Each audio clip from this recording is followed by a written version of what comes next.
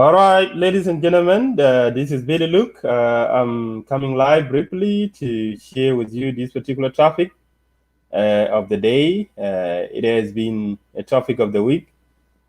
Even though I'm trying to come live at this moment, I do apologize for that inconvenience it caused you, because I'm doing this topic very lately when I was supposed to do it a week ago. So I would like to share with you this particular topic. So good morning, good evening, good afternoon, wherever you may be around the world, because we have a different time zone, and that's why I have to greet you like that.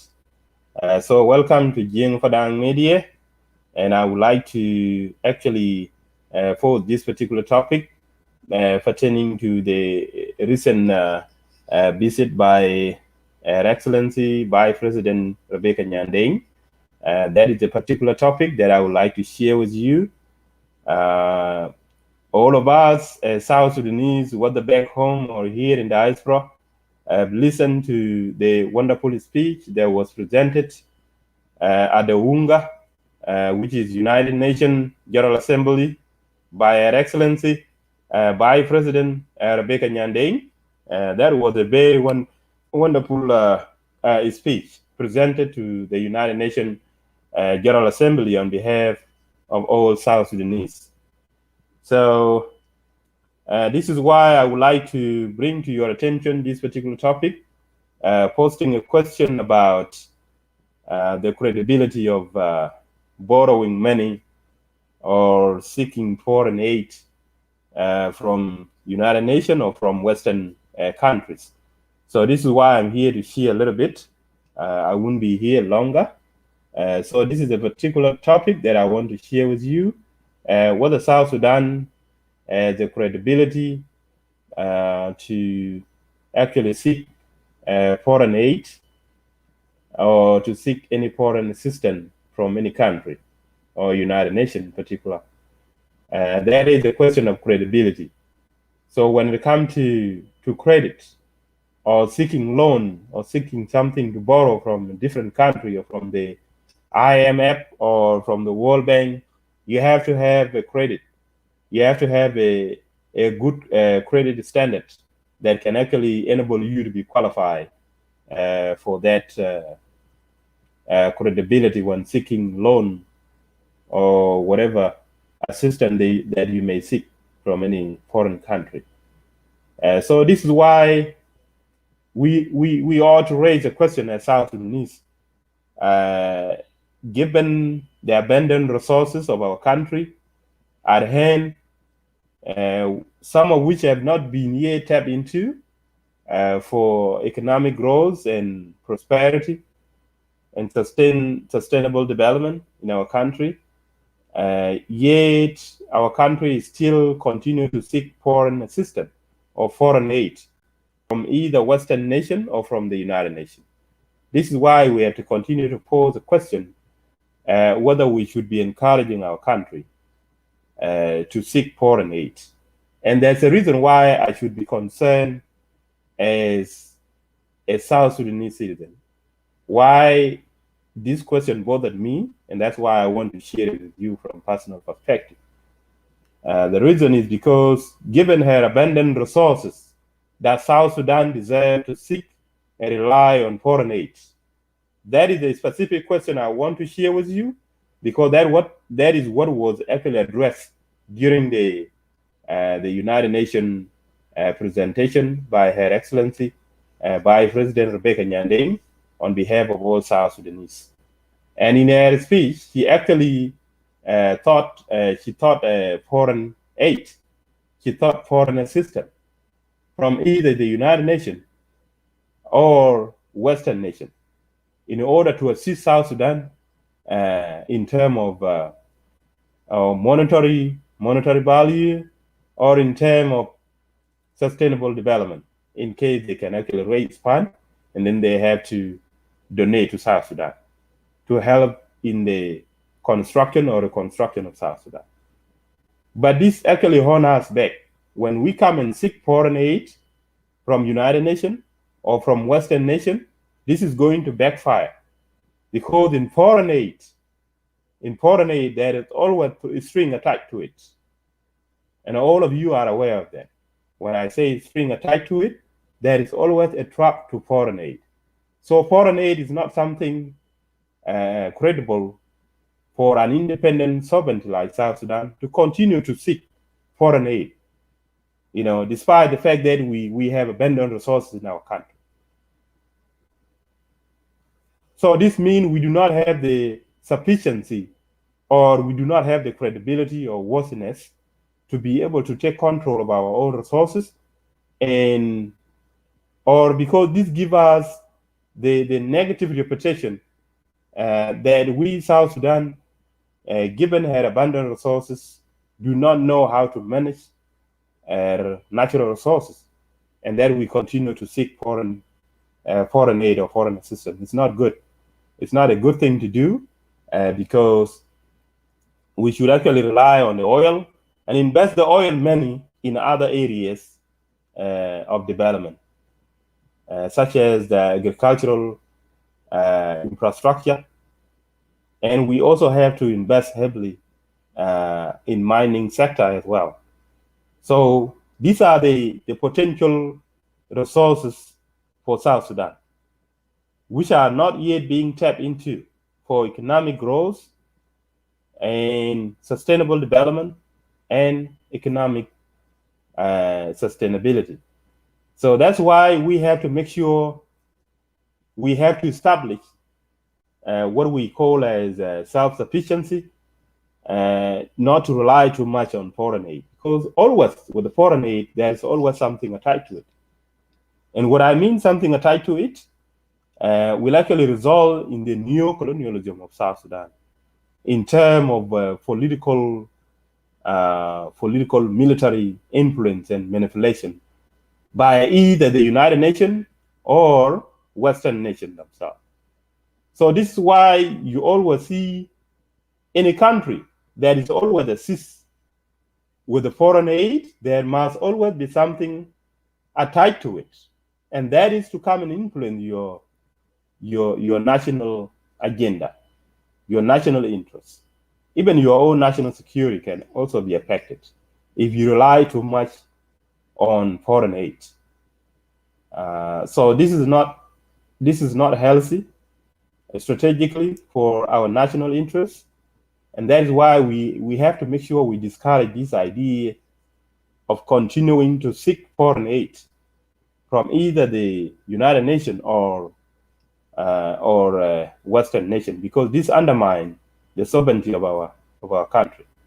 So this is why it is very important for Her Excellency Rebecca Nyandeng not to indulge too much in continuing to seek foreign aid.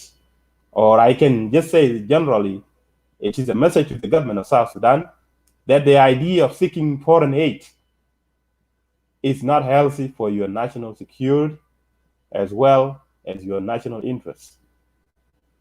Because that's where you see these Western countries, as well as the United Nations, interfering in the affairs of the government of South Sudan, which actually can attest to what is going on already in South Sudan, that there are some elements within these Western countries, including the United Nations itself. United Nations itself is a proctorate of or a proxy of the Western nation that is being used to influence and undermine a sovereign country that rely heavily on either humanitarian or foreign aid. And that is what South Sudan need to understand. And I believe Her Excellency Vice President Rebecca Nyandeng should have understand this, given the fact that her own husband, our late leader, late Dr. John Garang Mabior, used to strongly advocate against relying on foreign aid, because with foreign aid there is always a string attached to it, and that string attached to it always come with the influence and manipulation of your national affairs. And that is why you see Western nations or United Nations always interfering in the affairs of the government of South Sudan. So that means South Sudan will actually be governed through protracted administration or protracted manner. That's why recently you have seen the proposal being given by the United Nations that they should actually propose the taking over of South Sudan by the UN trusteeship. And the reason why the proposal of the UN trusteeship came into being as a result of relying too much on foreign aid. So this is not always good. Not only does it influence the national affairs of a sovereign state like South Sudan, it will also undermine your own self-sufficiency as a sovereign state. So if you want to be recognized as a sovereign country that is capable of managing, governing itself with the full powers of sovereignty, then you must not rely on foreign aid. You must not rely on foreign aid, because relying too much on foreign aid will always influence and undermine your own sovereignty. So this is not good for your national security if you don't look at this strategically. So I don't like the idea that our government always come to United Nations General Assembly and they always appeal for foreign aid, foreign aid, foreign aid. Why do you have to seek foreign aid when you have an abundant oil revenue flowing into the country? It means you don't know how to manage your own resources. So this raises the credibility of whether South Sudan can actually be regarded as a country or a sovereign state that can actually stand on its own. And that's why this idea of continuing to seek foreign assistance must have to be stopped.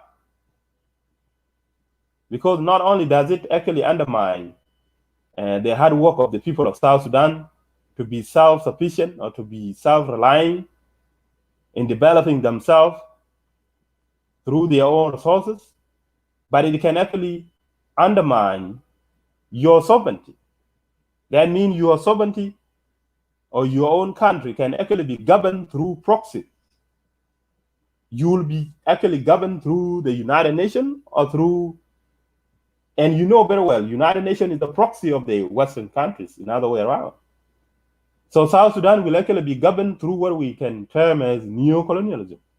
And that's why you see United Nations always come up with the proposal of resolution to adopt a resolution that can actually enable South Sudan to be governed through UN trusteeship, because you rely too much on them. You rely heavily on them. So this idea has to be discouraged, and it can actually affect the credibility of South Sudan seeking monetary fund from either the IMF or from the World Bank.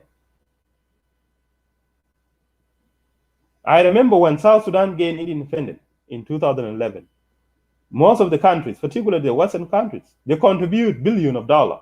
$4 billion was actually contributed and donated to South Sudan to help in the construction of South Sudan from the scratch. Unfortunately, that $4 billion disappeared into the pocket of some few individuals in South Sudan. So this can actually affect the credibility of South Sudan, whether you actually qualify, whether you have that qualification to be awarded foreign aid. Because when you see these Western countries or United Nations considering assistance to a certain country, there must always be string attached to it. And I believe South Sudan is not even ready to embrace whatever is being advocated by these Western countries or by the United Nations, which I believe hypothetically is the proxy of the Western countries, because they are the one funding the United Nations through their own wealth. So that's why you will see later on the United Nations or these Western countries exerting their own political, economic interests. Again, is the will of your sovereign government of South Sudan. Like they talk about democratic values. So if you want to be recognized by these Western countries or by the United Nations with the foreign aid, for you to qualify for foreign aid, you must adopt the democratic values. And by adopting the democratic value, that means you have to comply. There must be a compliance with all these international standards. So that means you have to adhere strictly to the democratic values, international standards that must actually adhere and comply with the principles and ethical practice that are attributable to the democratic principle and values. And I don't know whether South Sudan is actually willing to go that way. That's why South Sudan is at war itself. So you have the choice as the government of South Sudan, either you want to continue to rely too much on United Nations and Western countries. It is very good. I find it hypothetically, funny. It is funny anyway. It's quite comical. You like to come to United Nations or come to Western country and seek their help. But when those countries come to Juba and say you need to govern yourself like this and give you the guidance how to manage and govern yourself, you try to go against it. That's why people in diaspora are not even taken seriously when they give their professional or experience advice to the government of South Sudan. People are being discriminated. And that is the fact. So the reason is I'm trying to bring this to your attention because if you want to rely too much on Western nations, you must prepare yourself to comply with the international standards and the democratic values according to the standard of the Western countries. That way, they can actually work profitably with your country. That way, they can actually bring investors to your country to invest in the economic growth and sustainable development. But you see, these Western countries are reluctant to come and invest in South Sudan so that they can actually elevate sustainable development and other infrastructural development that need to be carried out in South Sudan. So there is this mistrust because the Western nation, if you come back to New York and then you come and seek foreign aid, there's always a string attached to it. So if they give you that foreign aid, it's not free. There's other way to get it back. And that's why you see always a string attached. I mean, they can come with something to either influence your government for spending that money, or they can actually use regime change. So I'm trying to give you this idea from a strategic perspective because tomorrow or in the future, this is going to haunt you. It is going to haunt you back. So this is why I was surprised to see Her Excellency Vice President Rebecca Nyandeng repeating the same thing. I know every year when they come to the United Nations General Assembly, our government of South Sudan continue to appeal for foreign aid, that they need foreign aid. Why do you seek foreign aid? Even they even pride about being a resourceful country that have all the abundant resources. But this raises the question, are you not able to use your own resource to benefit yourself? Are you not going to use? Don't you have that capability? Don't you have the capacity to use your own natural resources to actually develop yourself, establish your own economy, and establish your own job growth and invest in yourself instead of continuing to rely on foreign system.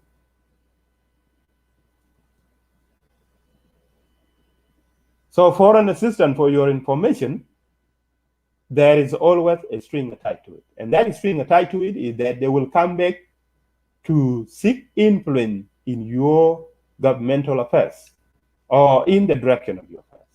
So that means you will actually be ruled through a proxy or protracted administration. That's why you see United Nations always continue to put forth the idea of UN trusteeship. And what that means is that it means you are not able to manage your resources wisely to the extent you can benefit yourself in terms of development or in terms of investment in yourself. So it is very shameful to continue to see our government coming to Washington every year and continue to appeal for foreign aid. This is very, very shameful. It is an embarrassment. It is a humiliation that we do not want to continue to see being presented at the UN General Assembly every year.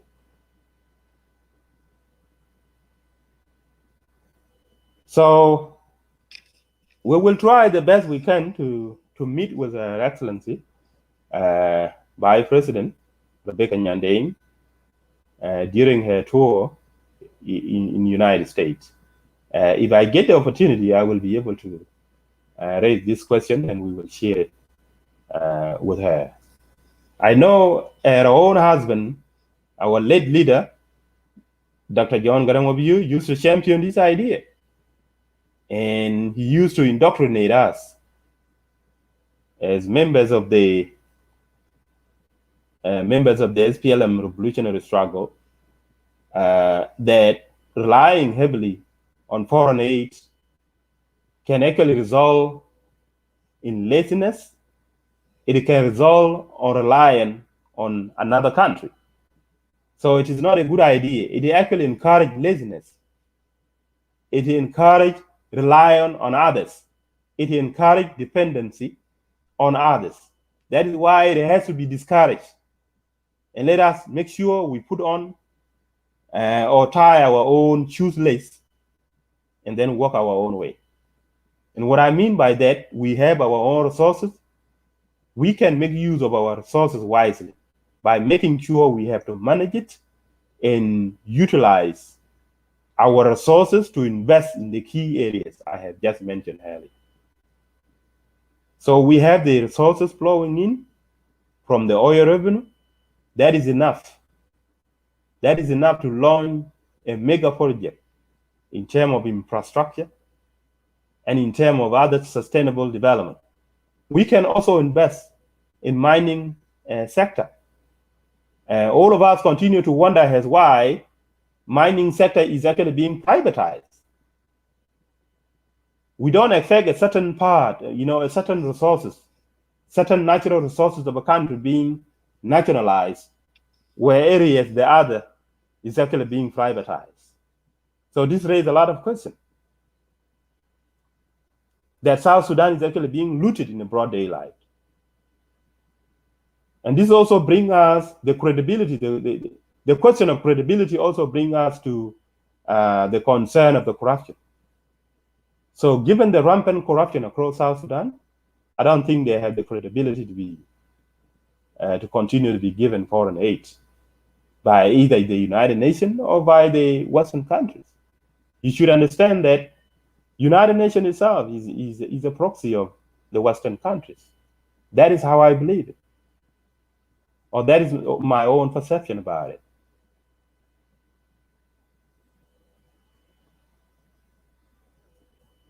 So this idea of continuing to seek foreign aid or foreign humanitarian assistance, there is always a string attached to it.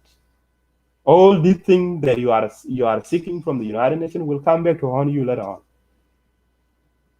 In terms of regime change or in terms of influencing in the national affairs of South Sudan, which is not good for your national security. So let us learn to crawl by ourselves. Let us learn to work on our own, manage our own natural resources, and invest in our own way, the way we perceive our economic future and prosperity. By designing our own project, we can use our own money to buy the know-how, buy skill, and the other workforce that we can actually employ to establish our own economic growth from the scratch without relying too much on foreign aid. Because with foreign aid, there is always something attached to it. So we need to detach ourselves from seeking foreign aid. That's why I'm so proud of late Dr. John Garamobiu when he used to strongly advocate against relying on foreign aid or dependency on foreign aid and tantamount to enslavement, tantamount to political enslavement, if not economic enslavement. You are actually enslaving yourself. Why would you go and seek somebody help when you have the resources? That makes us look stupid in the eye of the world. Forgive me or apologize for using that term in a way. Yeah, but that's not a good idea.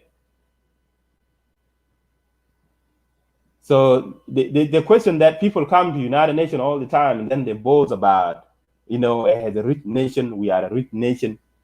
We are endowed with natural resources. So why then are you not able to manage your own resources? Raise yourself up economically, financially, and developmentally instead of continuing to rely on a foreign aid. We can use the oil money to bring the know-how or to go and and buy all these technocrats around the world. They can come and do whatever they want to do. Whether in terms of industrialization of South Sudan, we can do it because we have the abundant resources. We have the money. So I don't think South Sudan can actually qualify for that because you are already on record anyway. People are taking note. So you have been given 4 million. 4 billion disappear, despite the fact that the oil was even flowing. It was during the peacetime. You have accumulated enough billion of dollars generated from the oil revenue, but it still disappear into nowhere. It disappear into individual pocket, or which we refer to as rampant corruption. So where is the credibility here of trusting the government with the natural resources of a nation? Okay, where is the credibility here? We are trying to protect the national sovereignty of our country from being taken over by the UN trusteeship. So if you continue to seek foreign aid, they can give you foreign aid, but there is always something attached to it. That means they will come back, they will come to haunt you later on in terms of influencing your national affairs. And later on, you will cry fool and say, why are you interfering in our affairs? They are interfering in your affairs because you depend on them. So they will be like, they are like your leaders. That's how you project yourself. You project yourself as somebody who is not competent to manage or to rule yourself or to lead yourself. So this idea of seeking foreign aid must have to be discouraged. And let us try to establish ourselves independently by using our own natural resources. We can do it. We can buy anything from any country by using contract. Let's bring them in. We pay them money. They come and do something. Whether in terms of infrastructural development, they can come and do it. Just go and hire a Western company, bring them. These are the deals we need to do. Instead of coming to New York all the time and then come and appeal to United Nations every year that we need foreign aid. Foreign aid for what? When you have the money. At the same time, you are running to the International Monetary Fund to go and seek loan. This loan is always given to you, and it disappears. Nothing is being done in South Sudan.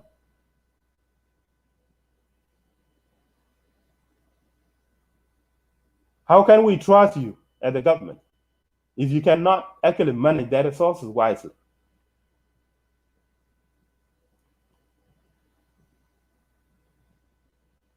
How can we trust you with a loan? Because that loan is going to be paid by the next generation, the generation that is not even benefiting.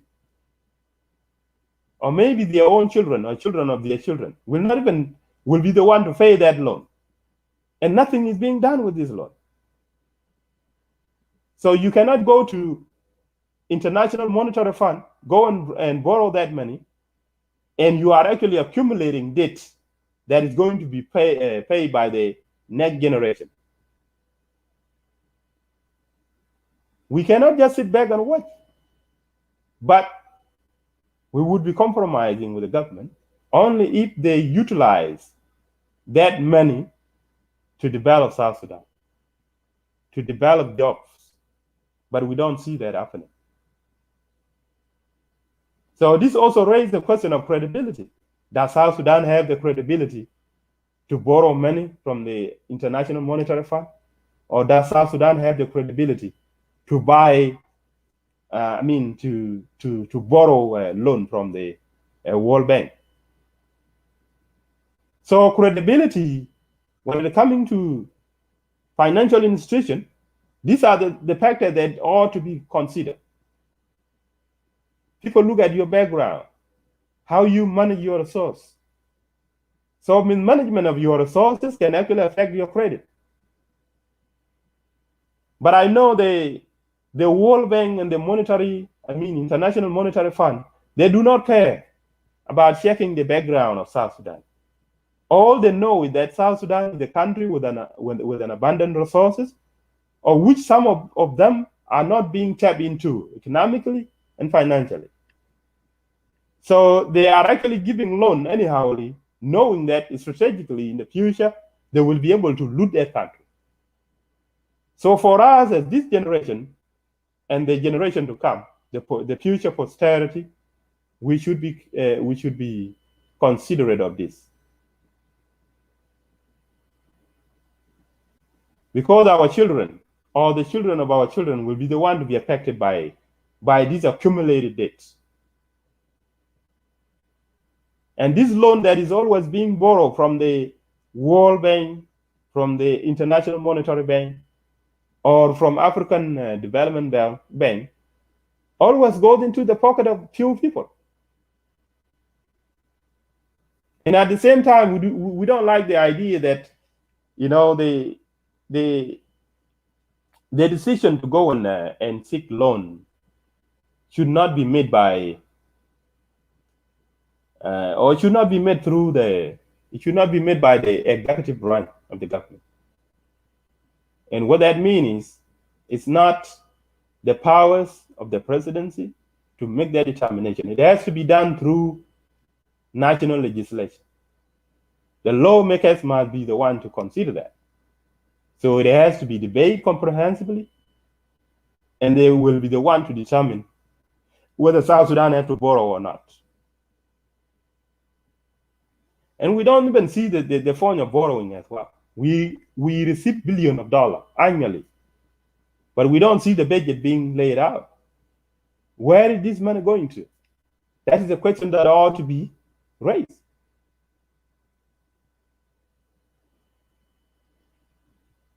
So that's why International Monetary Fund, World Bank, African Development Bank, and the United Nations, and any Western country that continue to loan money to our country have to make sure they consider all these factors. But I know they don't care. And the reason they don't care is because they know their interest is to loot South Sudan. So despite the fact that South Sudan do not have the credibility, they do not have that credibility to be given a loan, they still give that money anyway. Why? Because of the abundant resources of South Sudan. They know they will get that money back strategically. So South Sudan is just a boiling pot for anyone that want to come and consume anything in South Sudan. So they don't care. That's why they are just giving loan anyhow. And this loan can not only be made by a few individuals and then they go and seek or go and borrow money. It has to be made by the Parliament of South Sudan, not by the president. I don't know whether that is actually being stipulated in the constitution of South Sudan or not. Okay, I don't want to waste time. That's why I raised the question of credibility. South Sudan do not qualify for any of this. I'm here to discourage the idea of relying or dependency on foreign aid, because that is going to hold us back when it comes to your national affairs. That's why you see these foreign countries, if they help you with the foreign aid, then they will come and influence your national affairs later on. So they will come and hold you back as the government in terms of influencing your affairs. That means they will be the one governing you through proxy. They will use the protracted way in terms of the United Nations to come and manipulate and influence your affairs. And that influence can actually lead to regime change. If not regime change, they will actually continue to destabilize your country. That's why you see this constant proposal. And they still entertain that idea. They want to make South Sudan like the Congo. That's why you see Congo too is similar to South Sudan as we speak today. So the same concept that was applied in DRC Congo is actually going to be applied in South Sudan if you continue to rely on the goddamn foreign aid that you continue to seek from the United Nations. And when in fact you are sitting on one of the wealthiest resources in the world, not only oil, you have all kinds of minerals. Not to mention the agricultural potential, which is not being tapped into yet economically. So South Sudan, according to the way the world viewed, is a very richest country, one of the richest countries in the world, potentially. But people look down the way they manage it.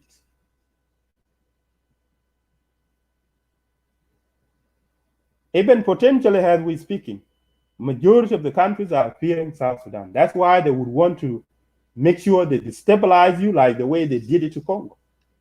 And that's why you see they start the assassination with late Dr. John Garang Bio. Because Dr. John Garang Bio has that idea of knowing how to run this country, keeping these people away, because they like to interfere or where these people can actually be allowed to become independent and do things by themselves. That means it will make them very strong. It's the same thing you have seen them now trying to interfere in the affairs of Ethiopia.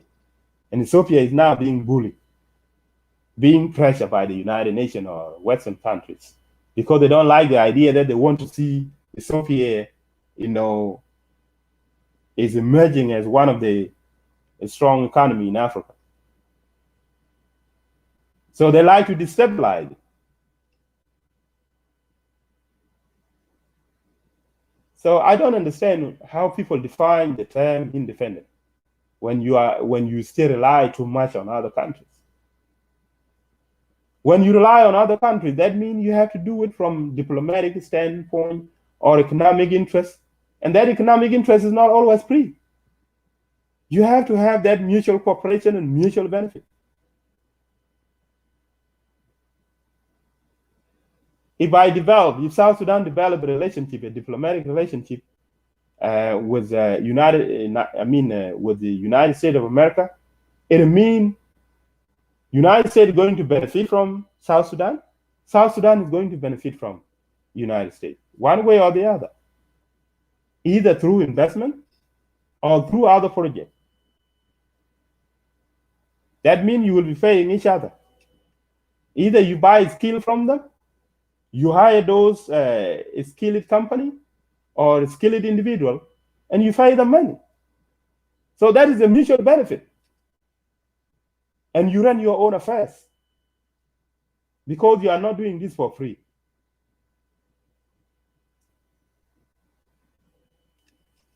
So that is exactly what we need to do. I'm not against any country to have a diplomatic or economic relationship with South Sudan, but I'm against anyone that is coming to interfere in the affairs of my country. When you allow the other country to interfere in your affairs, it means you are actually being governed through proxy or through protracted way.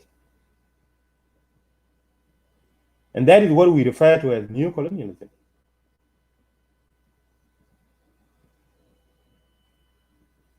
So if some of you remember historically, when Sudan, the old Sudan used to be governed by what they call Anglo-Egyptian condominium. It was because it was a combination of the Egyptian and the Angolian, this British, they combined together because British came to colonize Egypt. And then after colonizing Egypt, they came to colonize Sudan. And then they joined together as a team. And then that's why you see Egypt was actually being awarded with a big percentage, 85% of the Nile water, as a result of doing them favor, which is not fair, isn't it? That's why I'm so proud of Ethiopia. Ethiopia is actually project itself as an independent country. They don't give a damn about any other country coming to influence their affairs. But if you rely on that country, on another foreign country too much in terms of economic and other resources, you're likely to be enslaved. Because they will always give you a condition. If you don't do this as they desire or as they wish, then they will actually pull a trigger. They will pull a trigger against you. That means they will hold a gun against you. And what I mean by that, they will hold some certain condition against you, whatever that may be. It can be an economic, condition. It could be a military power, exerted against your country. And if you are not prepared independently, then why do you have to rely on other country when you have your own resources? You can establish yourself, because according to the international law, every sovereign state is protected by the United Nations Charter. You have a right to say, I don't want so and so to interfere in my affairs. Establish yourself. Be independent. Then go seek diplomatic relation, economic relation with any country of your choice. And you can trade freely as per your own policy, national policy, without being interfered. So given the fact that we, South Sudan, have an abundant resources in our own country, we can use that resource to set conditions against any country. You don't want to have a diplomatic relationship with us or economic relationship with us, so be it. You can go wherever you want to go. And I can still go and look for another partner. Because you have all the abundant resources in your own country. You have the oil, you have the potential, agricultural potential, you have the mining, you have all the minerals. These are the potential, these are the main source. But if we industrialize our country so that we can actually have our own industries that can actually manufacture the mineral, that can actually create sustainable jobs. And this is how you can establish your own economy. If we invest heavily in agriculture, we will create more jobs.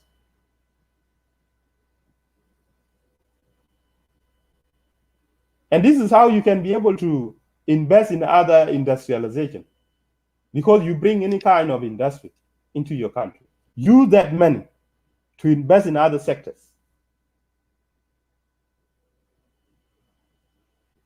And when you are financially strong, financially well established, you can buy anything. Anyone with a skill, you can buy it. That is exactly what happened in Qatar. That's why you see Dubai today. Dubai, it used to be a desert, But they use their resources, the natural resources like the oil and mineral, to hire other people to come and build their country. Now you see today, it's just like any other. It's even better than the other Western countries. Why? It's because they have used their mind wisely.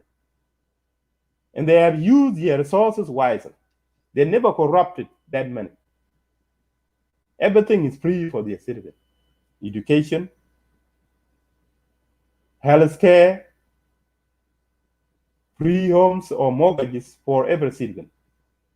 That is exactly what late Mahmoud Gaddafi was about to do to his country, or he did it to his country. But look at Libya today. So South Sudan is relatively a very small country with a very small population.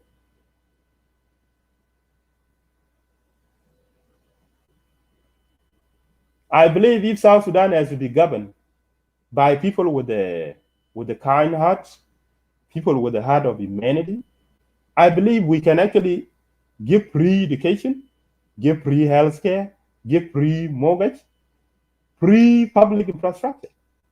Why? Because our population is relatively small, and we can budget for everything without even seeking foreign aid, seeking foreign loan, whatever that is. But because some people just want to enrich themselves, they just want to accumulate the national wealth for themselves. That's why you see now the mining sector is actually being privatized.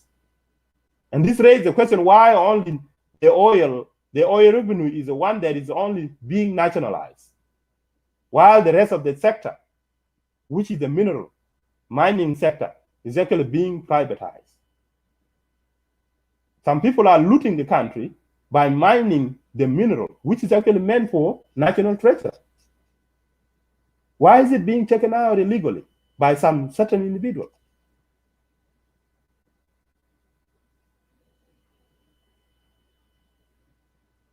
So there is a big contradiction going on in South Sudan. And this is what we have been observing. We have been watching all these things silently. But I believe in the future there will be a legal repercussion to that.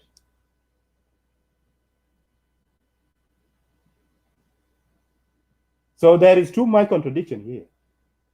That it is only the oil sector that is actually being nationalized. That means the whole nation rely heavily on the oil revenue, where areas, the sector of the mineral or the mining sector is actually being privatized. And what I mean being privatized is that the mineral that is actually being mined in some key location in South Sudan, as we all know, actually does not go into the national treasure. That mining that is being carried across South Sudan, that mining, that gold or whatever mineral that is being mined is supposed to go into a national treasure, just like the oil money is actually going into the national coffin. So why is the mineral money going into the pocket of few individuals? That's another question.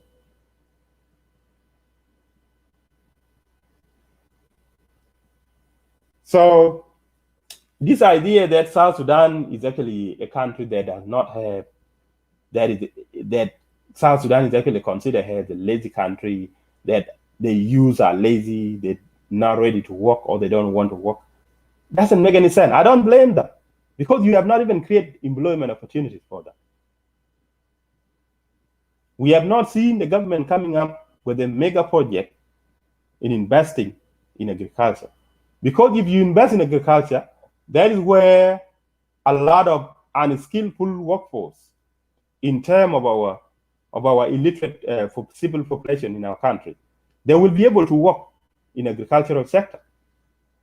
But only if we establish an extensive agricultural mechanism that must be mechanized. That means we have to use all the machinery. We're not going to use the hand tool anymore to cultivate. We have to use the mechanized modern technology in agriculture. We're even going to use the modern seeds,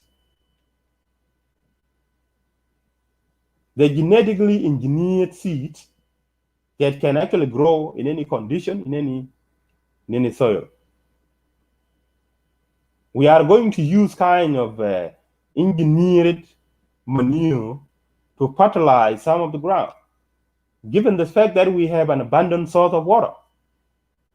South Sudan is better off. But prior to doing that, we have to invest first in launching a mega project in terms of public infrastructure, such as roads, such as electricity. So we have to have a source of power, a permanent source of power that can supply power across the country. Because without power, you cannot be able to develop, or you cannot be able to generate powers. Powers like electricity, the electrification of the country. And then from there, that's when you will be able to run other infrastructure, whether it is agriculture, because we have to mechanize an agriculture. And we have to identify the key areas. Each and every state has to be given a mega project so that the citizen of those particular states or administrative area have to work in that particular project. This is how you have to create employment opportunities. Now, some of you go around blaming youth, so South Sudan youth are lazy. They're not lazy. You haven't created any employment opportunities.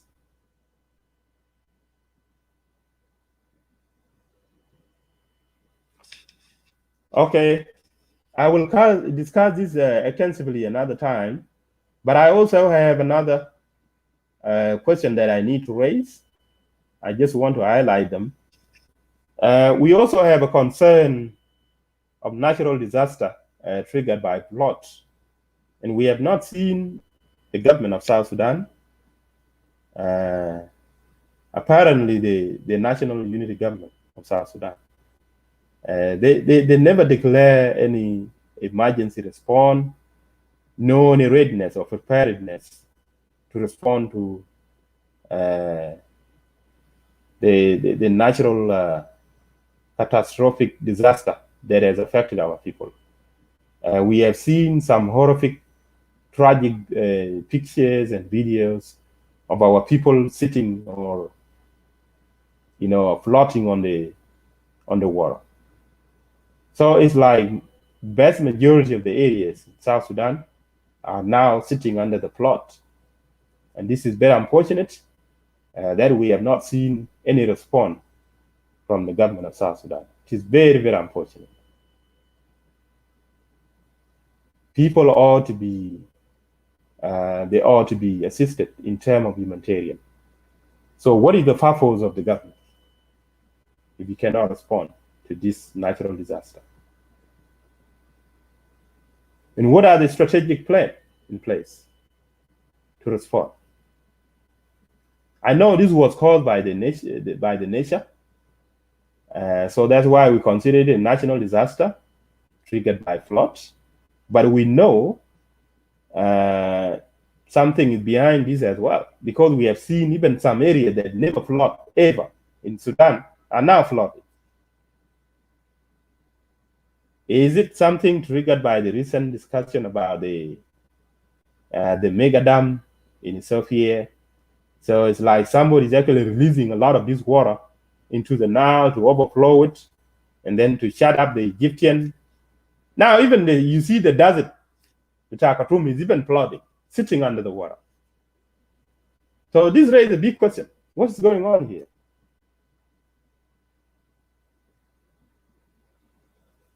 So Egyptian might be pouring a lot of, money to those upstream countries or downstream countries to actually release this water. And this is why we are the one being affected now. Mostly South Sudan is the one more affected. And Egyptian is still actually ruling South Sudan through proxy. So they are holding us hostage not to establish our own hydroelectric power by generating it in the river Nile. I know there was the proposed hydroelectric power by the government of South Sudan, but that idea is no longer moving forward because it is actually being undermined by the Egyptian. And this is how people are actually being governed, through proxy. So if you just succumb into the demands of the foreign country, it means you are actually ready to allow your country to be ruled through neo-colonialism. It means you are not independent.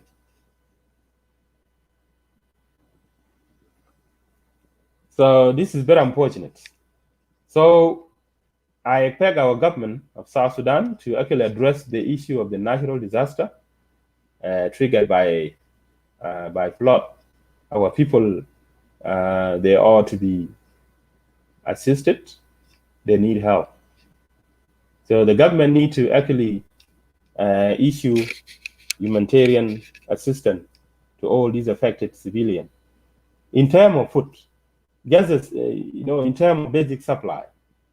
And if possible, they can actually be evacuated to a dry location or areas that can be identified. You can see all over, most of the civilians are sitting under the water. So what is the government doing about it? I haven't seen Yandane,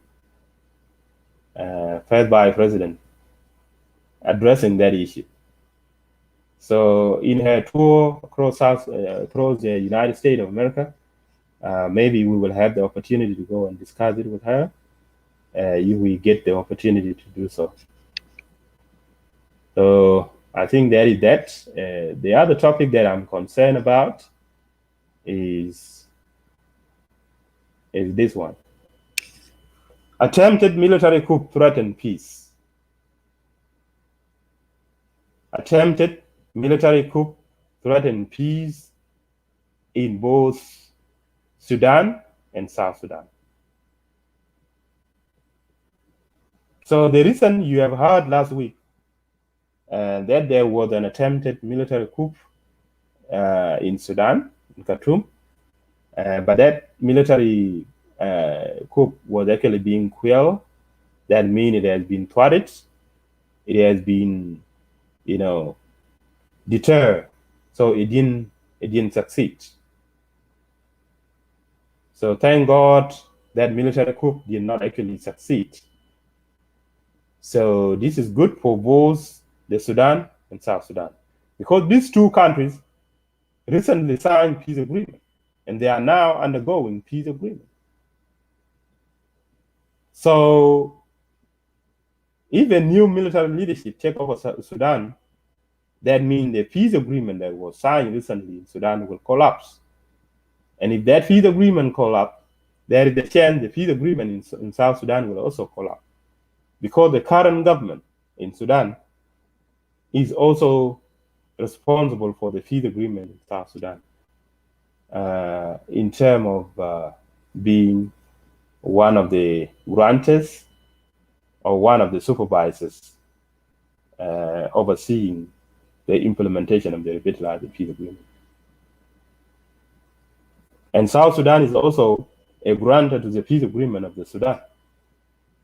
The Sudan and its rebel have actually signed a peace agreement. So there is a lot of commotion. And not only that, if that military coup, if it would have been successful, it would also affect South Sudan in terms of economic perspective. And what I mean by that is, you know very well that the oil is actually flowing through Sudan, and it might stop the oil from flowing in case the war erupted, because I believe some of the rebel group that joined the government of Sudan recently might not actually comply with the new military coup, if it would have been successful. So that also threatened economic interests of South Sudan, or it also actually affect the Sudan itself, because Sudan as a sovereign state also rely on South Sudan economically in terms of the oil. So this is actually a mutual benefit to these two countries. That's why Sudan, as a government, have to make sure they must have a strong tie with South Sudan, because they rely on South Sudan oil. And South Sudan rely heavily on the Sudan for exporting the oil. So this is what we call a mutual benefit of these two countries. So they are interdependent. These two countries are interdependent on each other, economically and financially. So if either one of them is affected through this military coup, everything will be affected. If the same thing happened in South Sudan too, the oil might be shut down. It might affect the northern Sudanese as well. If something happened to northern Sudan, it affects South Sudanese. So that is the kind of mutual benefits that I'm talking about. So we rely on each other. We are interdependent, I mean. These two countries are interdependent. It is actually being proposed that in October, these two countries are actually going to open their borders so that the trade can actually move freely without any discrimination or any barriers. Because ever since then, I think it has never been done officially. So in October, we are looking forward to see the government of Sudan and South Sudan opening all the borders so that all the Tajirin or traders can move freely, like never before. So we are looking forward to see that. So anyway, thank you, ladies and gentlemen. I will stop there.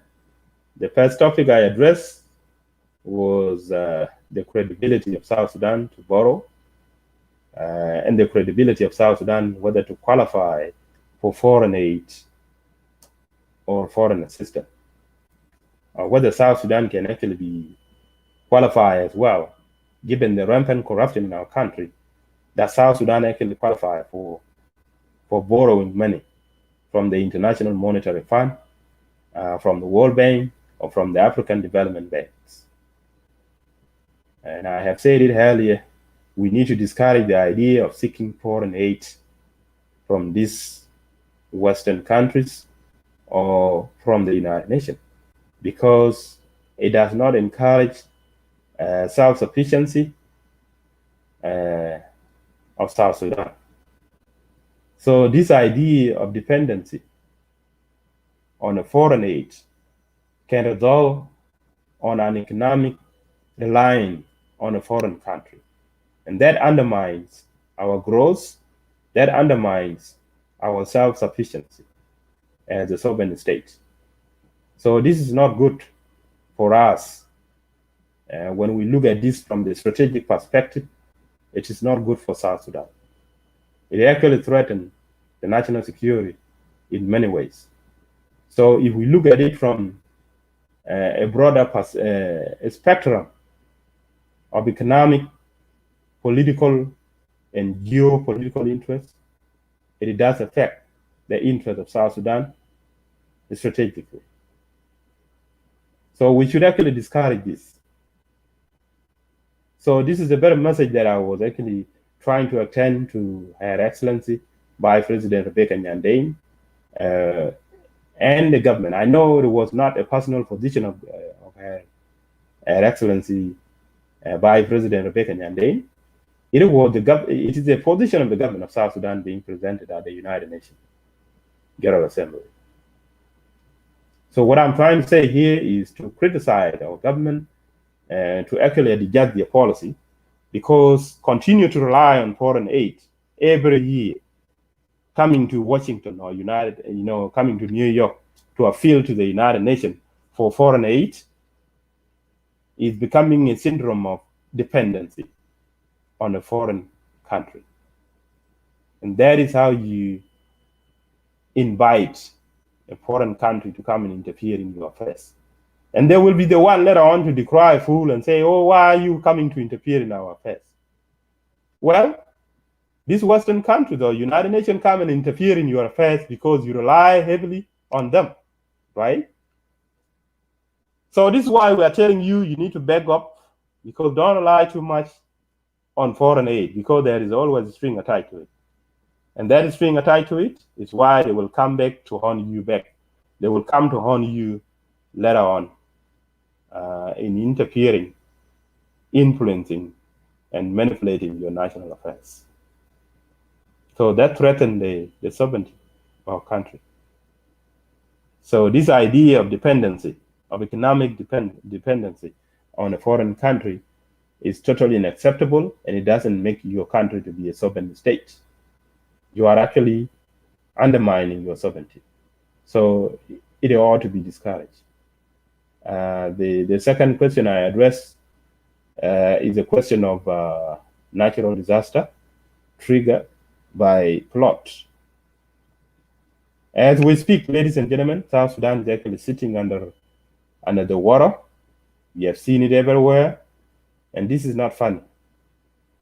But what we are watching silently is whether the National Unity Government is actually responding in terms of humanitarian assistance by providing basic necessity such as medical supply, such as food, such as other,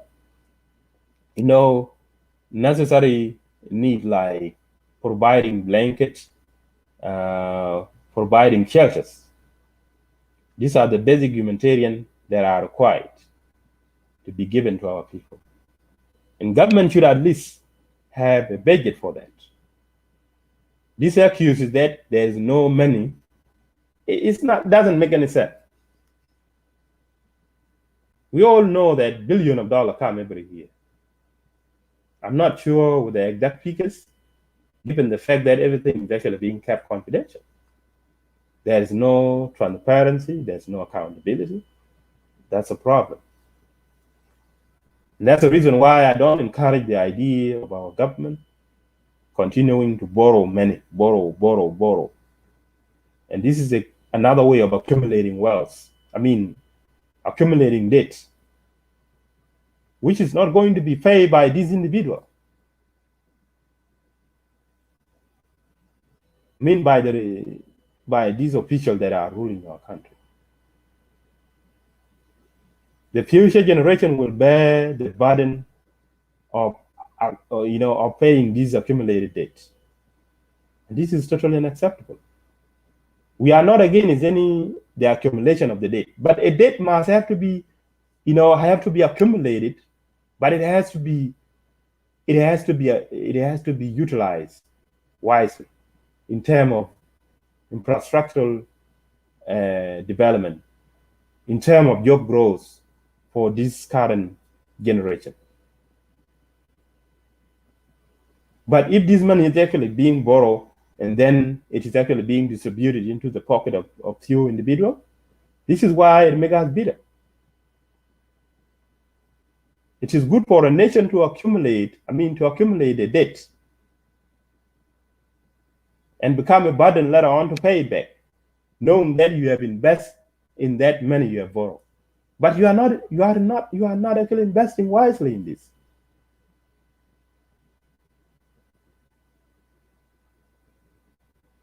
So why should we actually allow our money to be exploited? That's why I discourage this idea. In addition to that, borrowing money should not be done through executive branch. It has to be done through legislative process.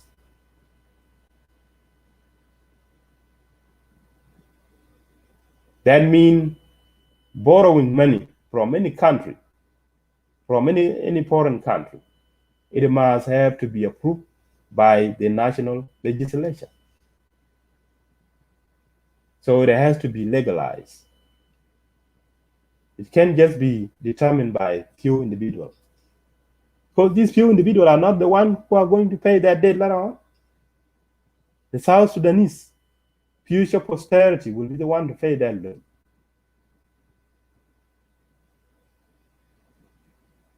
This is very unfortunate. So let's look at things from a strategic perspective. We cannot just look at it very shallowly.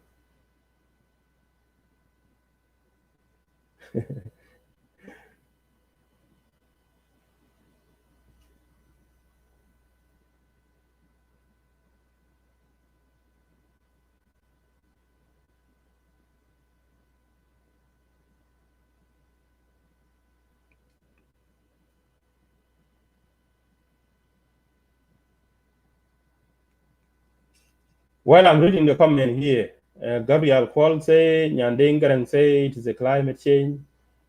You know what? We South Sudanese, we are not in a position. South Sudan as a country is not in a position to talk about climate change. Climate change should only be left to the industrialized countries in the world. If you are not an industrial country, you have no capacity whatsoever to talk about climate change. And that means people are talking. Those people you see talking about the global warming, South Sudan is not one of those countries that contribute to the climate change. Only the industrial countries, the most developed countries, plus the developed countries, because there are three terms being used. There is a developed country.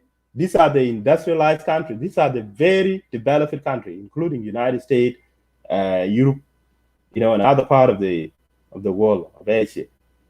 The one that is more economically developed.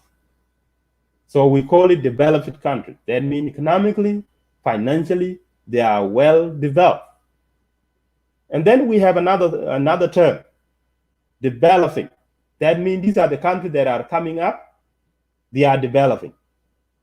For instance, in the case of in Africa, we can talk about Ethiopia, we can talk about Kenya, we can talk about Rwanda. Just to give you an example.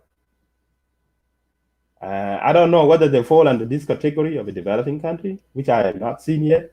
But these are the countries that are coming up because they are actually becoming a modern economies in the world. So they are developing, they are coming up in the term of like the country of Iran. It's considered a developed country because it's actually becoming competitive to mesh with those developed countries' economies. And then we have underdeveloped, or they can call it third world country. So if you qualify as a third world country, you do not qualify to talk about climate change.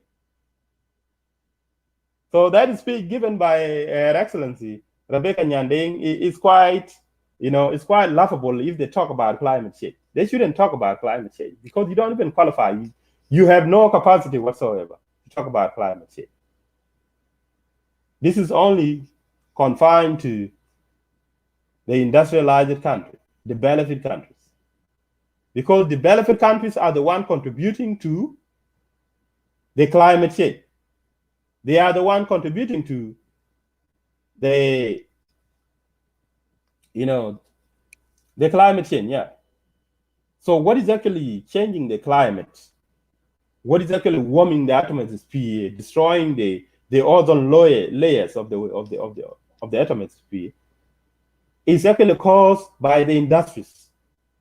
So all these industries you see in the developed countries, this is smoke that is being emitted into the air is contributing to the destruction of the ozone layer.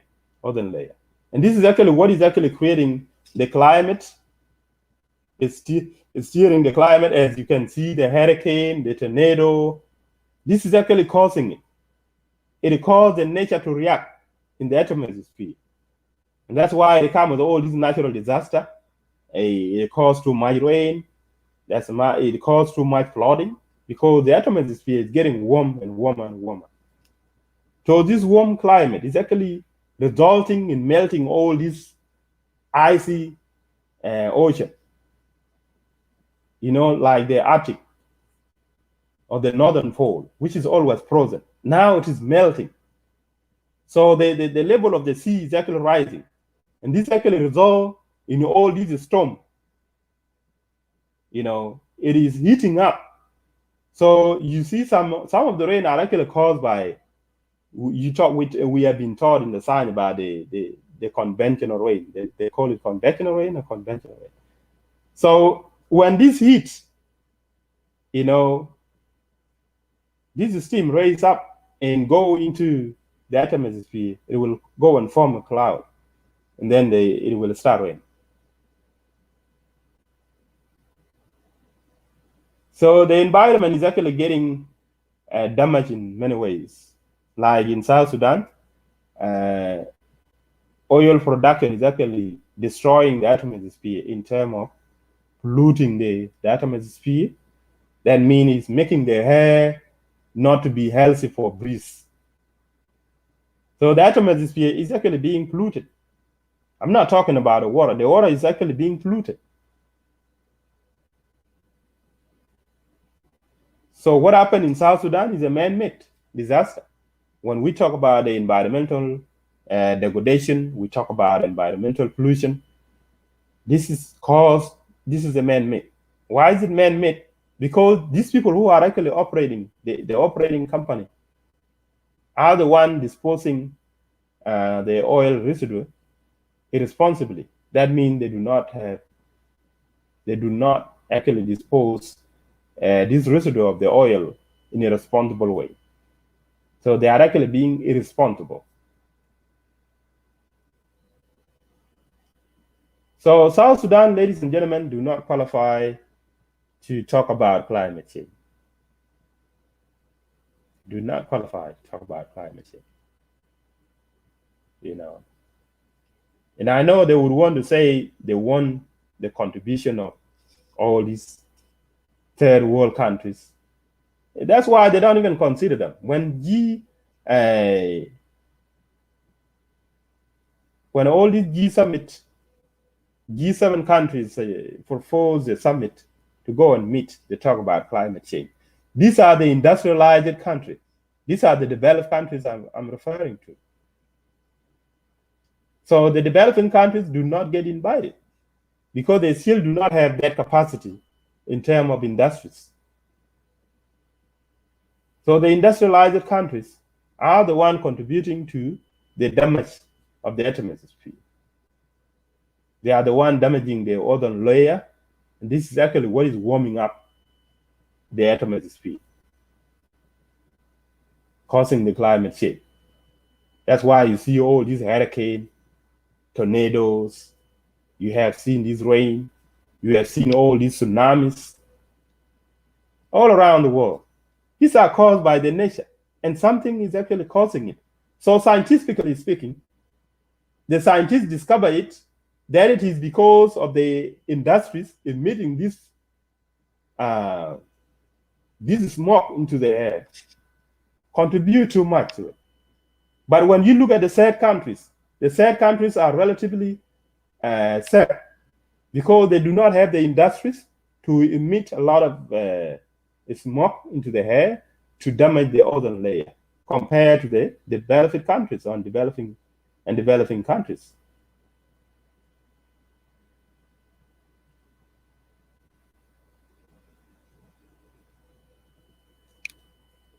Yeah. Oh, okay, Gabriel, I got you now. I got you. Okay, if you was actually talking about that. Yeah, I believe the plot that is going on in Africa now is actually caused by there is these upstream countries. How do we call it? The basin countries where the river Nile originate in the back. They are the one releasing a lot of water because I am told about that. That's what is going on. Like what happened in Uganda. The Egyptians are the one paying money because when Ethiopia was about to open the I don't know how they call it, Renaissance dam. When they were about to open that dams, all these countries upstream or downstream, they started losing a lot of water into the Nile. So that water is actually being pumped downstream or upstream. They are pumped toward us, the countries that are northward. But the water is flowing northward from the south to the north, according to the African myth. So these countries are the ones releasing a lot of this water.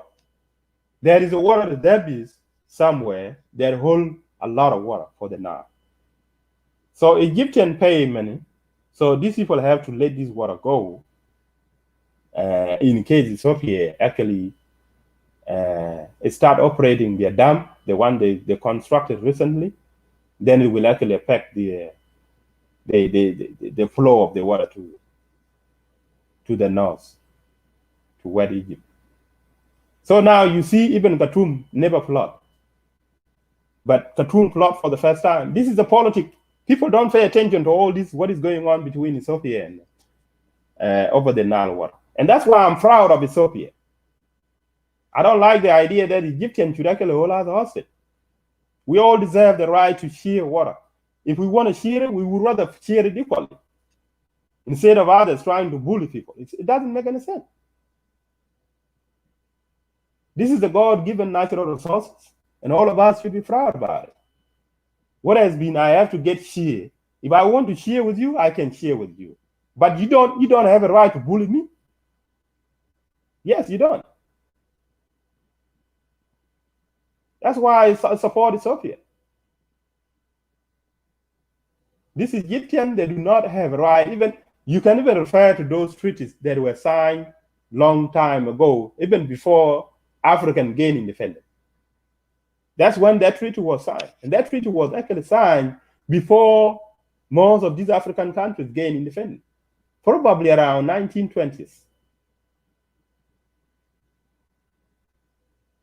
That the treaty is stated or is stipulated very clearly that 85% of the water has to be allowed to go to Egypt.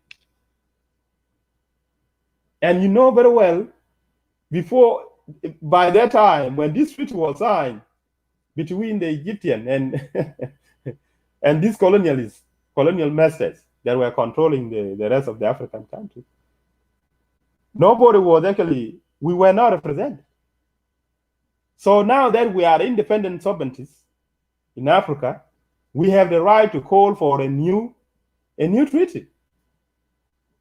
That's why each and every country have to come. We sit at the table, and then we have to negotiate it. Then we have to sign a new treaty, instead of allowing Egypt to dictate everyone. That's why that's why I'm proud of Ethiopia. Ethiopia don't give a damn. That's why they're constantly telling the United Nations, including even the United States, is trying to interfere in this. And you see how Kawajat behave. Because you know Egyptians are considered as Kawajat, isn't it? All the Jalava are considered white. They are considered Caucasian.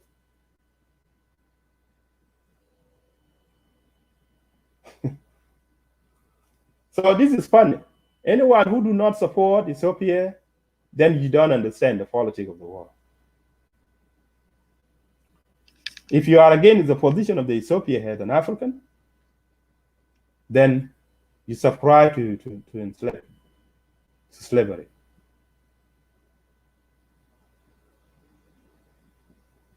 Ethiopia should be, Egypt should be lucky enough.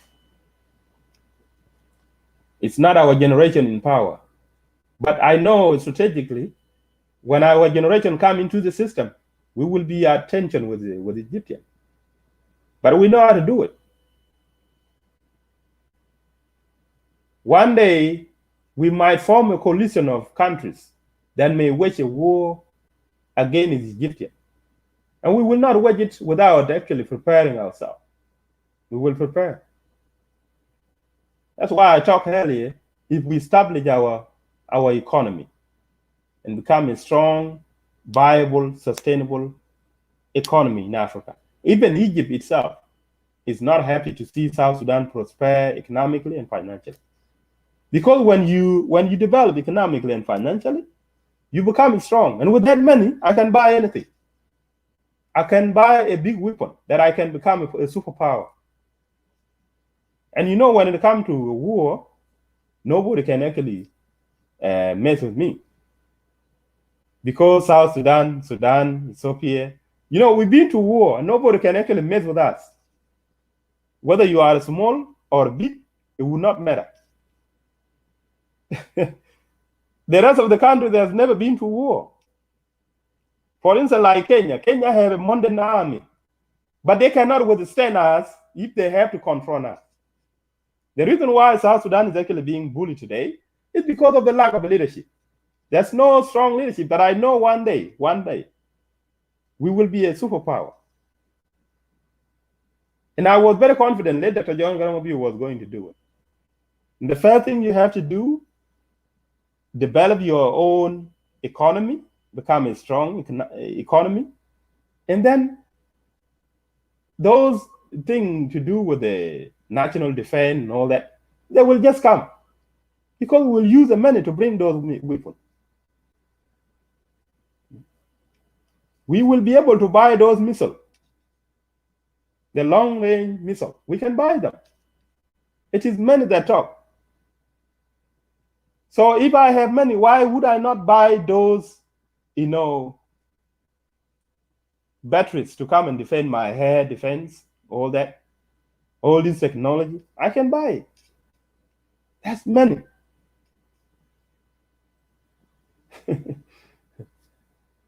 Well, that's why you see today Qatar or Dubai, Kuwait, Bahrain, and Saudi Arabia. They look strong, not because they have a manpower.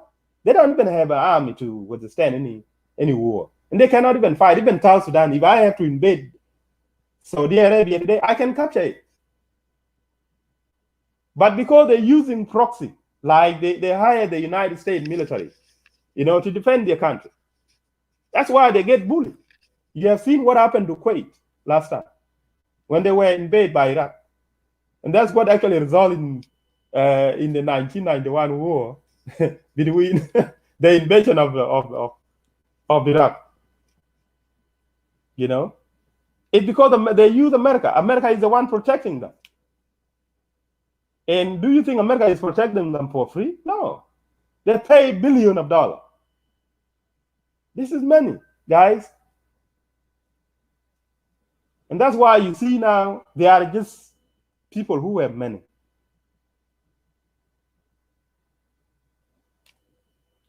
So the world of today, you don't have to talk about being a minority or whatever. If you have money, you have the power.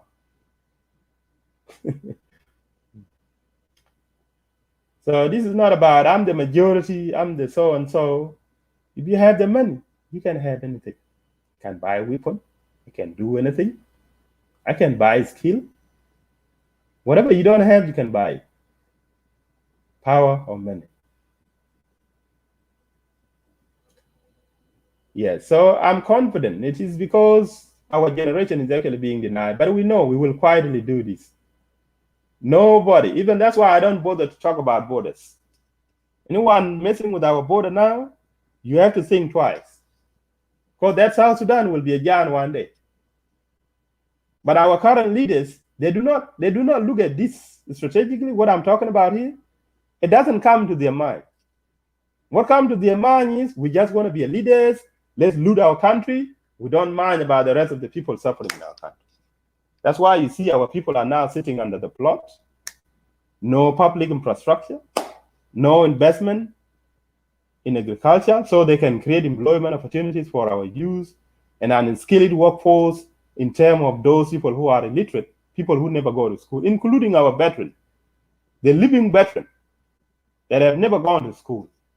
They would have the job opportunity to work for themselves if we invest heavily in agriculture.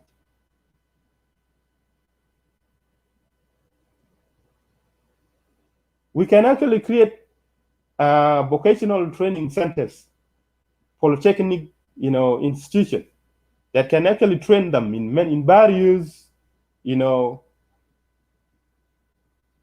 various capacities. So anyway, I will stop there.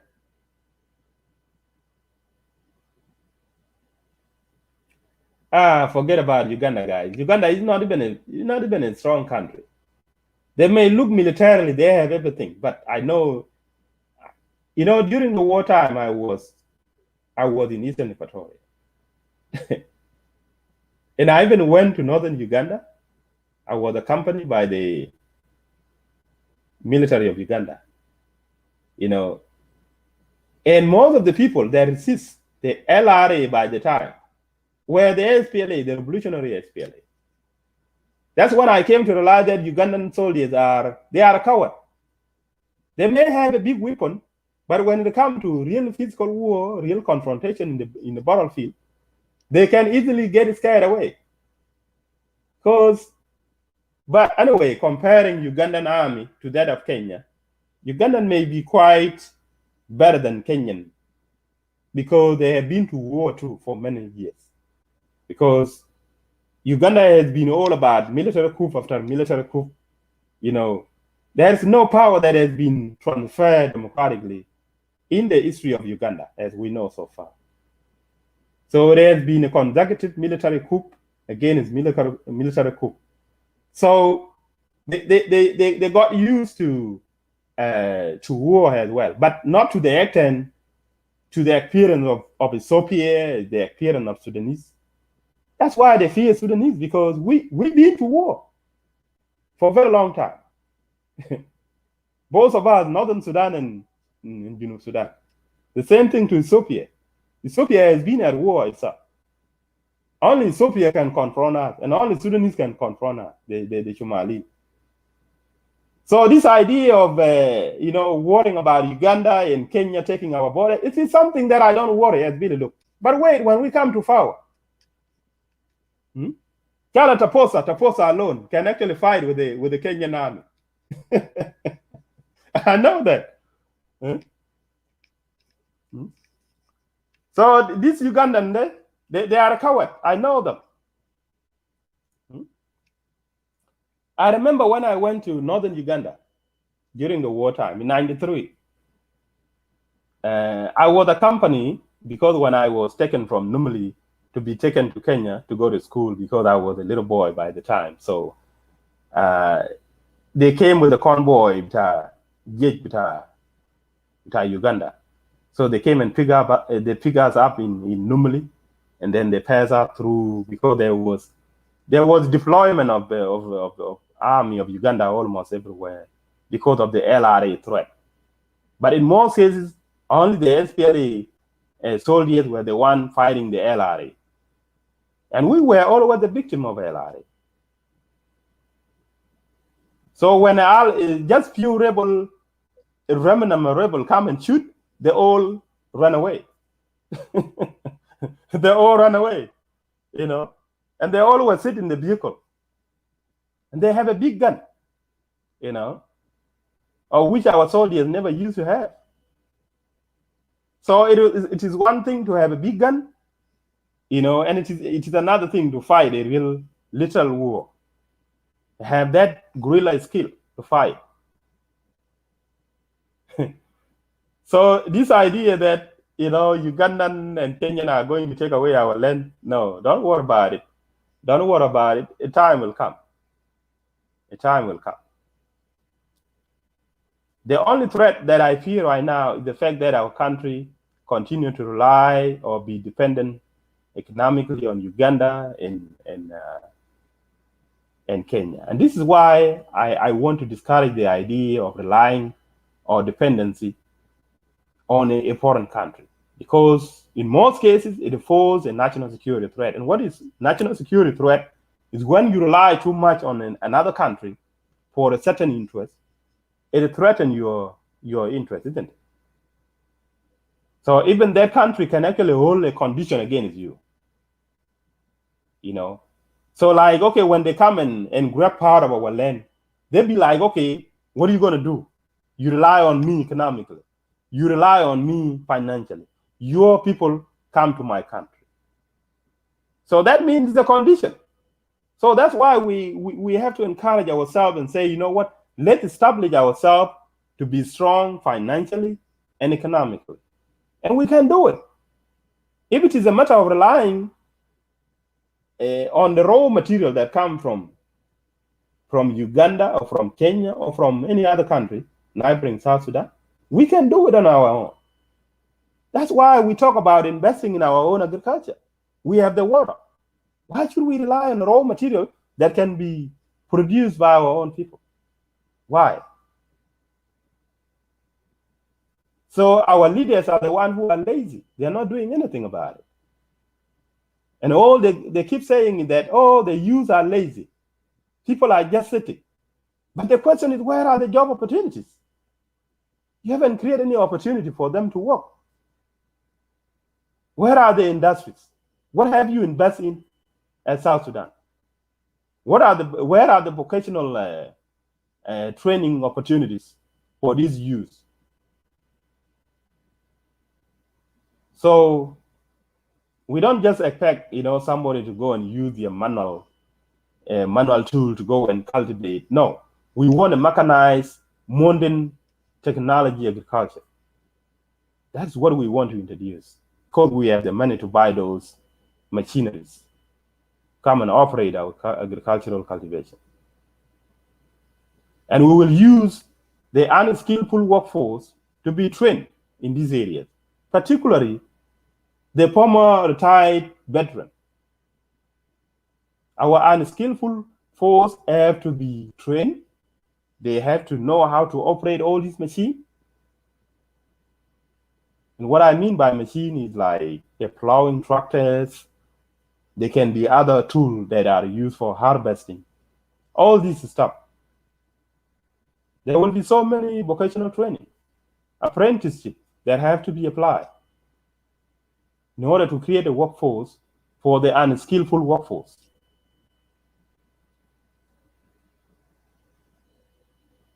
And then the educated class have to actually go for the white collar job.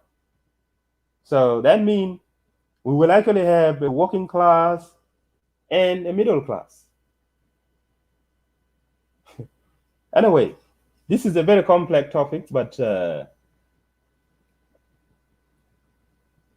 I was just giving an example anyway. There's nothing going on with Uganda. I was just giving an example about a potential war that we may have with these countries.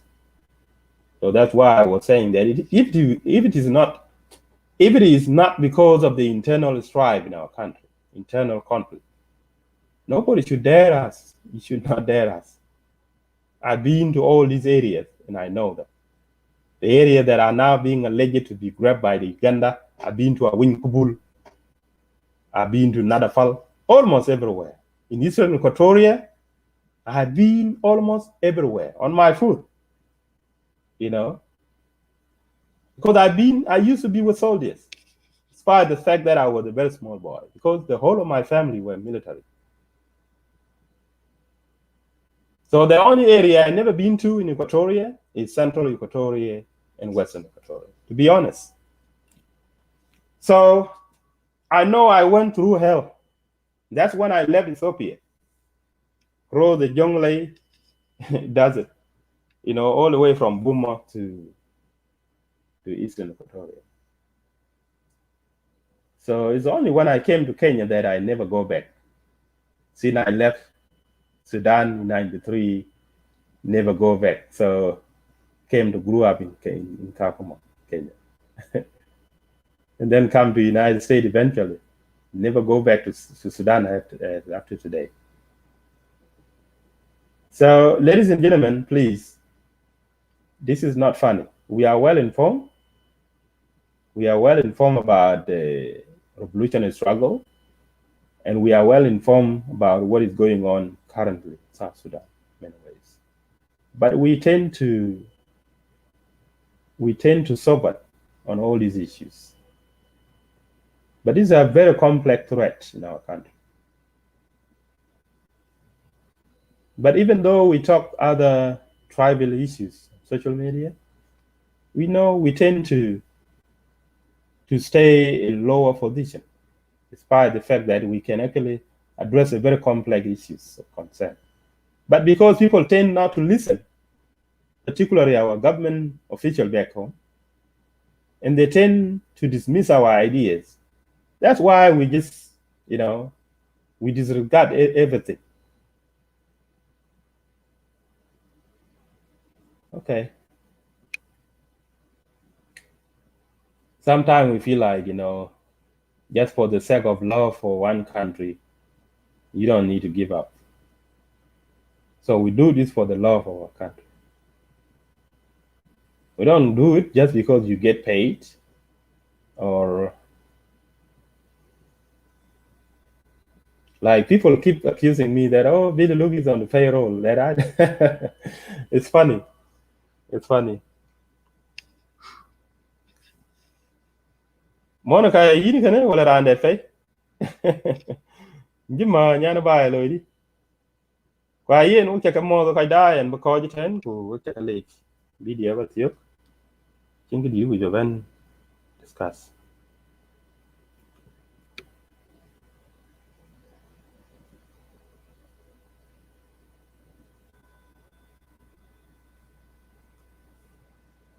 All right. So we ba ka pol ku yen ko jiten. Right.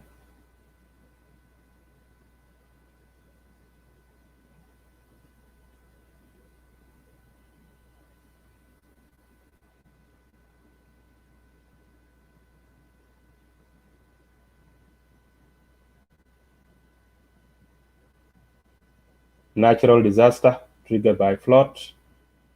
The government of South Sudan actually need to rescue the civil population that are now sitting under the water, inundated in the water in South Sudan, across South Sudan. We have seen some tragic videos and pictures being posted on social media. This is very, very horrible.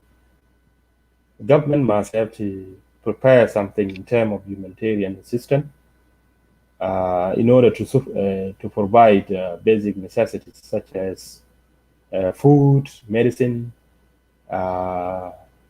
blanket, sheet, and to provide shelters. And making sure also these civil population are actually evacuated to a higher ground whereby they can actually be settled in a dry area until the level of the water subside in the near future.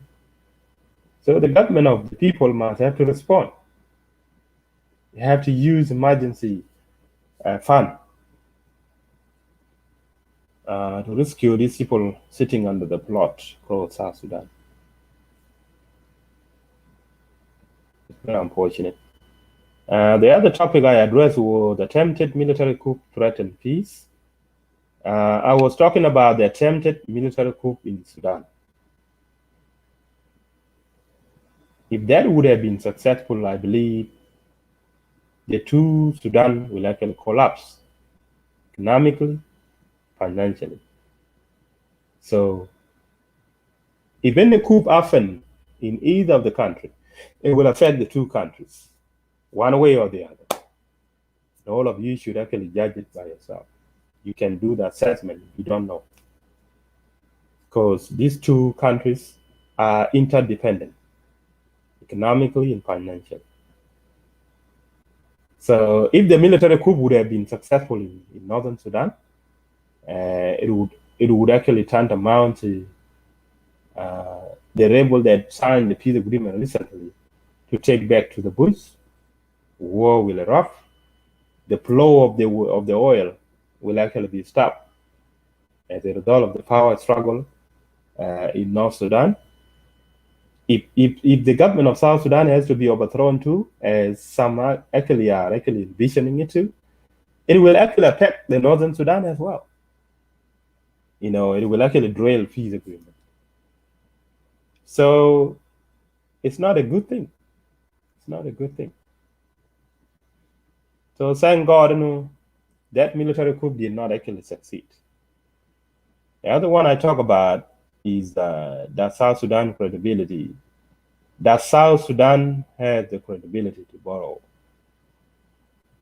That South Sudan actually qualified for foreign aid.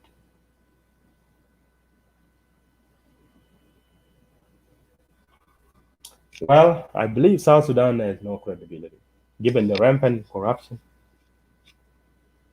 nobody should actually give you money from the World Bank or from African development banks or from the International Monetary Fund, nor does the UN has to approve foreign aid, or any of these Western countries continue to approve foreign aid to South Sudan. Why? Because South Sudan do not have the credibility to be trusted in managing the resources. So if you cannot manage your own resources, it means you cannot be trusted with the foreign aid as well. You cannot be trusted with a loan given to you. But I know the, the, the monetary institution of the world and Africa as a continent, they don't care. All they know is that South Sudan is a resourceful country, has an abundant resources, so they will still pay these debts.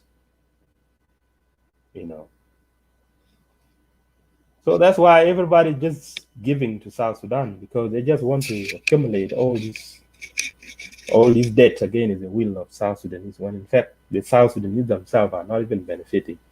And this money that is loaned to our country only end up being distributed to the pocket of few people in South Sudan. This is very unfortunate. And we don't see any investment in any of the infrastructure.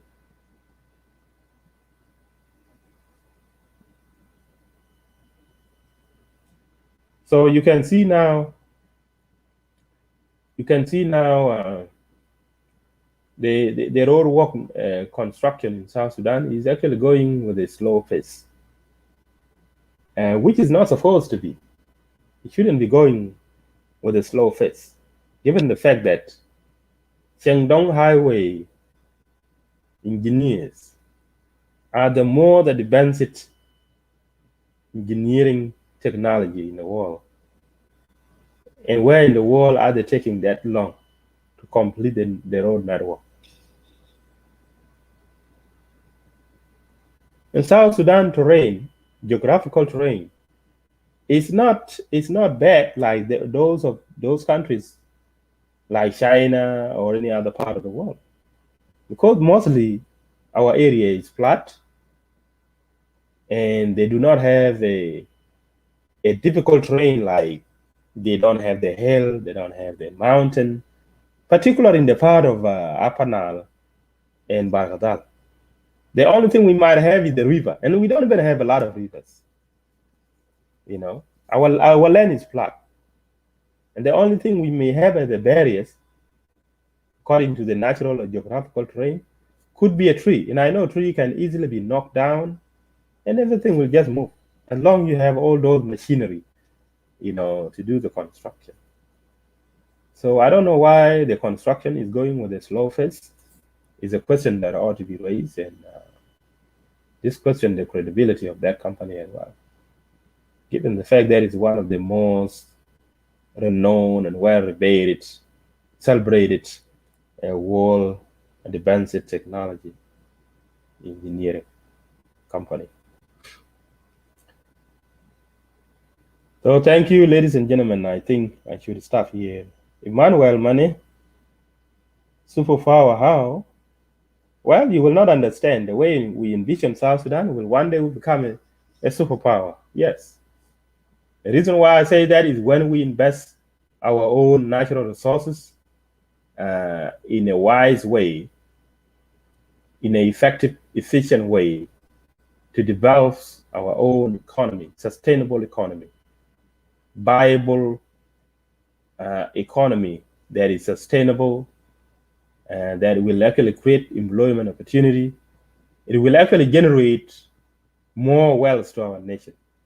And as we will be accumulating the wealth, we will be able to provide everything to our citizens in terms of infrastructural development and investment in other industries. And while we're generating a lot of wealth, we will be buying all the super weapons in the world. We'll buy high altitude missile that can defend our airspace. We can actually buy, ballistic missile that can strike in a very far area. We can buy technology that can actually operate automatically, automated technology that can actually monitor everything. Our airspace have to be monitored electronically. But right now, South Sudan is relying on other air, telecommunication and technological surveillance that are being used in our airspace. So we are not in control of our airspace. But when our generation take over, we know how we can actually budget for that. So we will actually be able to use electronic warfare.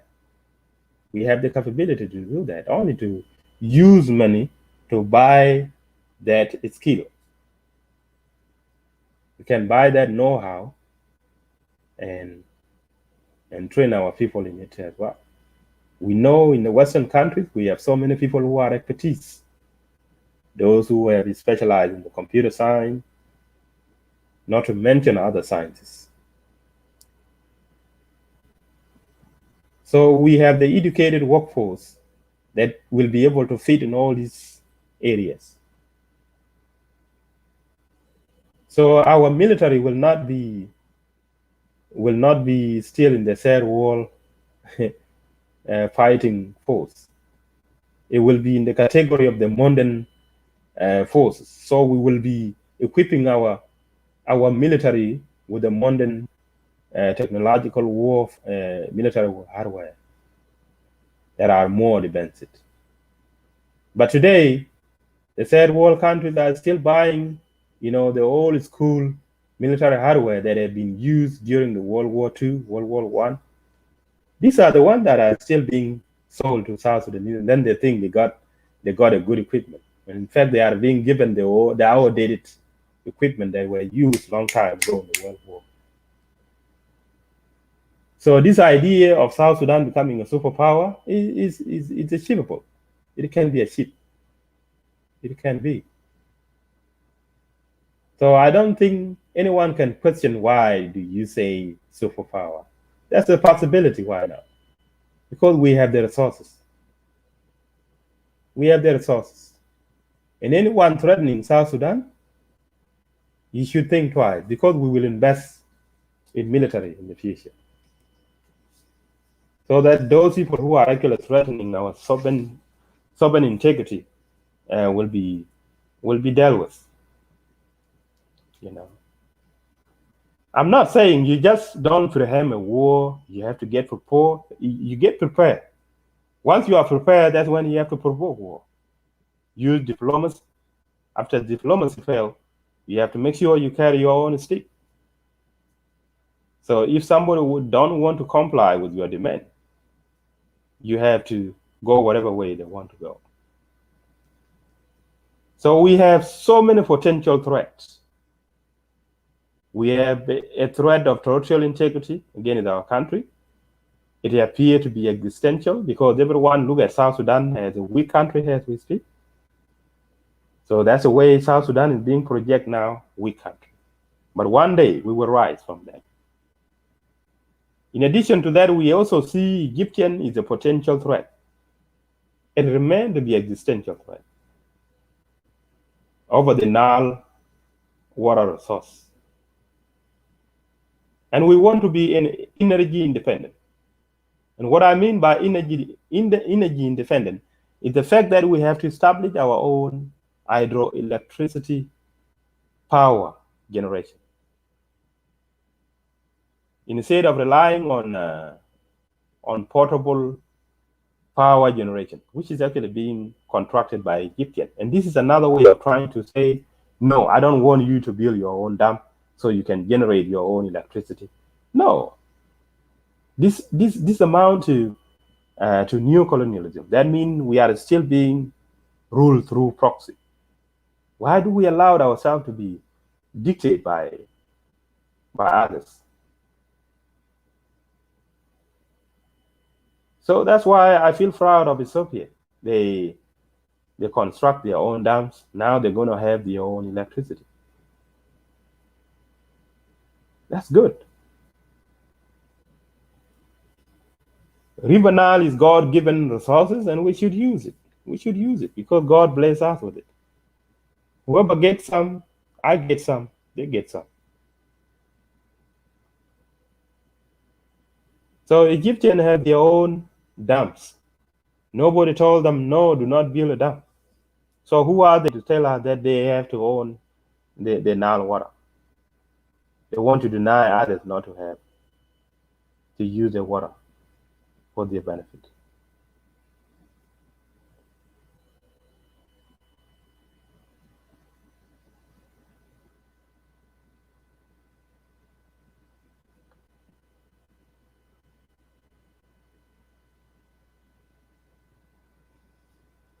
All right, guys, ladies and gentlemen, I will stop here.